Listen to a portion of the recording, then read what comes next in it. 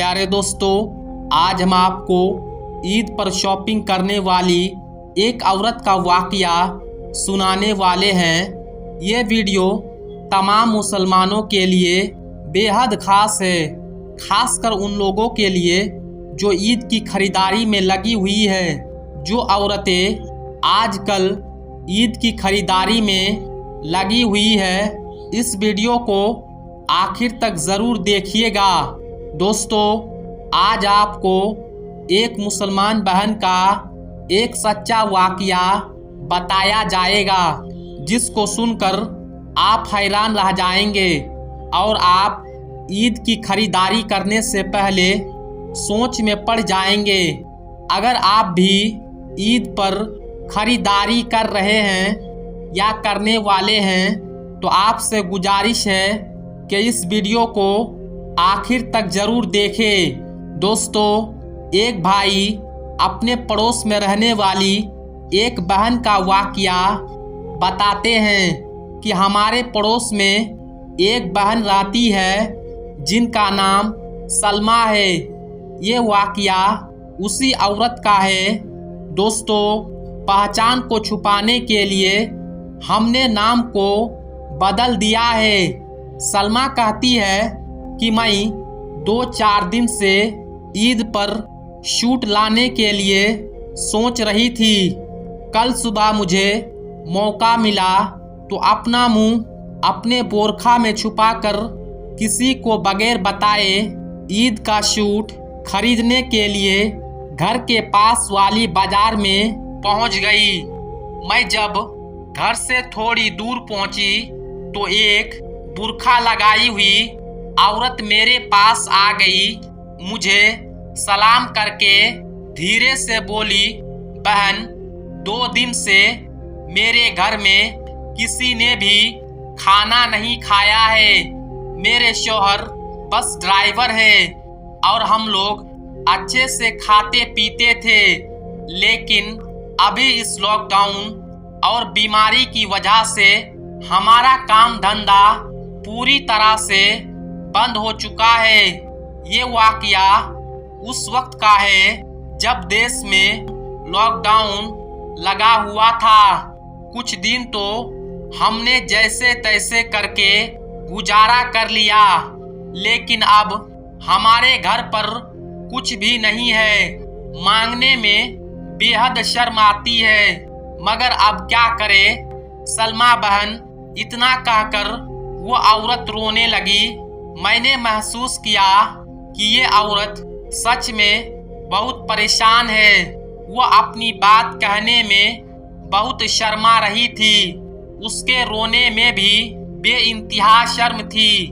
खैर, मैंने जल्दी से अपना पर्स खोला और उसमें से कुछ रुपये निकाल कर उस औरत के हाथों में थमा दिए और फिर मैं अपना ईद का सूट लेने के लिए बाजार की तरफ चल पड़ी। उसके बाद एक दुकान पर पहुंचे। जिस दुकान पर मैं गई थी, उस दुकानदार का मालिक अपने पास वाले दुकानदार से बातें करने में मशगूल था। मैंने दुकान में रहने वाले लड़कों को शूट दिखाने के लिए कहा और वो लड़का शूट पर शूट निकालने लगा। मेरे कानों में उस दुकानदार की आवाज़ पड़ी तो मैं कांप कर रह गई। मेरा सारा शौक शर्म से मर गया और मेरा ज़मीर मुझ पर लानत करने लगी। दुकानदार अपने पड़ोसी से कह रहा था कि भाई, ये बीमारी भारत में फैलती ही जा रही है। अगर जमात वालों और मुसलमान ना होते, इन्होंने ही इस बीमारी को फैलाया है। देखा नहीं टीवी पर किस तरह से दिखा रहे हैं ये जमात वाले और मुसलमान कैसे घूम घूम कर पूरे भारत में इस बीमारी को फैला रहे हैं।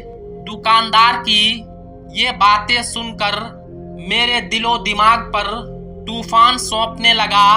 मैं उनसे कई सवालात करना चाहती थी, लेकिन मैंने उनसे बहस करना ठीक नहीं समझा। खैर, मुझे उन सूटों में से एक सूट पसंद आ गया। मैंने उस लड़के से पूछा, ये सूट कितने रुपये का है? वो कहने लगा, ये सूट 2200 रुपये का है। मैंने कहा, मुझे ये सूट पसंद है, लेकिन आप इसका सही कीमत लगा दीजिए। वो कहने लगा, बहन जी, आप हर बार हमारी दुकान पर आते हो, कभी हमने आपसे गलत नहीं लिया। चलो आप 2200 रुपये दे दो।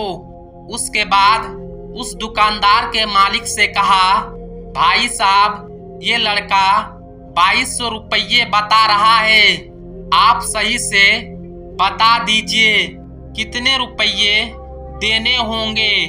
वो कहने लगा, बहन जी, कभी आपसे ज्यादा नहीं लिए हैं, ये रेट बिल्कुल सही है, आप 2000 रुपये दे दीजिए। खैर, उसके बाद उससे कहा, ठीक है, मैं तो मगर मुसलमान हूँ और मेरे पास जो नोट है वो मुसलमान का है, मैं मुसलमान हूँ, आपको कोई एतराज तो नहीं है? दुकानदार कहने लगा, बहन जी, आप क्या बात कर रही हो? कैसी बात कर रही हो? नोट तो नोट होते हैं, सभी नोट भारत सरकार के नोट हैं। मैंने कहा, नहीं, ये नोट मुसलमानों का है, क्योंकि मेरा शौहर मुसलमान है। ये पैसे उन्होंने लाकर मुझे दिए हैं। ये नोट मुसलमानों के हुए ना? मैं कहने लगी, मुझे अभी अभी इस बात का एहसास हुआ है कि ये नोट आपको नहीं लेना चाहिए, क्योंकि ये नोट मुसलमानों का है। इतना कहकर मैं वहां से वापस आ गई। मेरी आंखें पूरे रास्ते उस औरत को ढूंढ रही थी जिसने मुझसे मदद मांगी थी, लेकिन वो औरत मुझे कहीं नहीं नजर आई।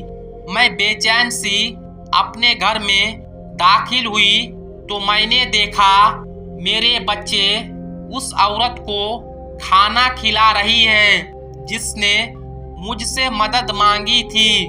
मुझे देखते ही बच्ची बोली, अम्मी जान, ये अब्बा की पहचान वालों की बीबी है।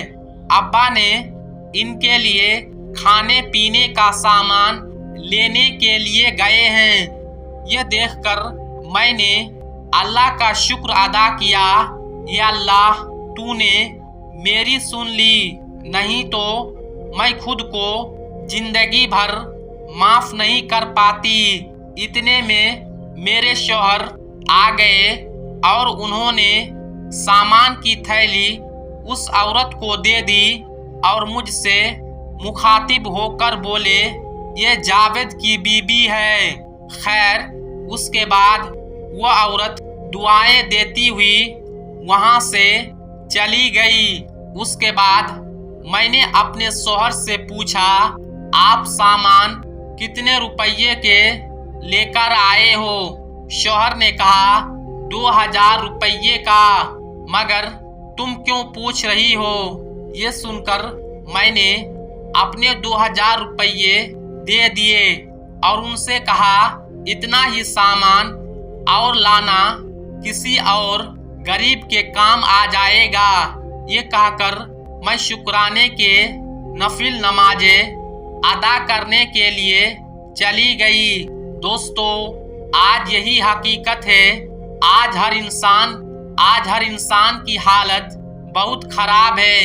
इससे पहले लॉकडाउन लग गया था और अब मेहनत करने के बावजूद बहुत से लोगों को खाने के लिए कमाना भी मुश्किल हो गया है। अल्लाह के वास्ते आप ईद की खरीदारी करने से पहले अपने आसपास एक बार जरूर देख ले। अगर आपके खानदान में, रिश्तेदारों में, जान पहचान वालों में या पड़ोसियों में कोई ज़रूरतमंद, गरीब, परेशान हाल है तो आप अपने ईद की खरीदारी से बेहतर अपने उस गरीब भाई या बहन की मदद करने की कोशिश करें। अल्लाह तबारक व ताला आपकी दोनों जहां में इसका अजर अता फरमाएगा। दोस्तों, आज के इस वीडियो में बस इतना ही। मिलते हैं फिर एक नई वीडियो के साथ। तब तक के लिए अस्सलाम वालेकुम, अल्लाह हाफिज।